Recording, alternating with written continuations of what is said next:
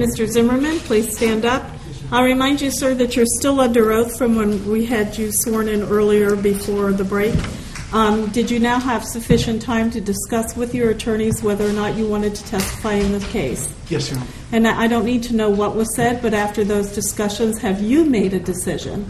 Yes, Your Honor. And what is your decision, sir? After consulting with counsel not to testify, Your Honor.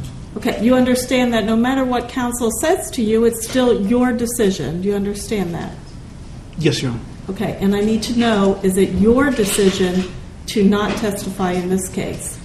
Yes, Your Honor. And are you making that decision freely and voluntarily?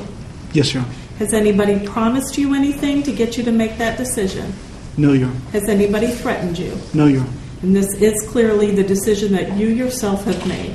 Yes, Your Honor. Thank you very much. If the defendant started to sit up and Trayvon Martin was getting up, are you saying that there couldn't be a 90-degree angle?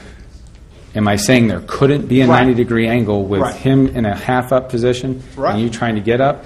If the bodies become in line, it's as long in order, from my understanding, to maintain the entry, we're going to have to maintain some relativity between the two persons, right?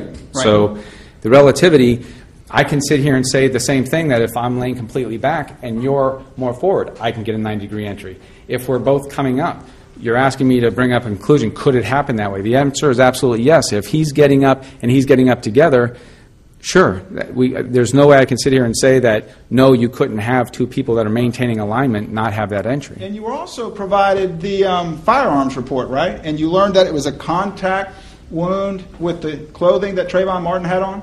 Yes, sir, the clothing. But it wasn't a contact wound with his chest. Correct. So that would be consistent with Trayvon Martin leaning over when he got shot. Yes, sir, sure. Okay.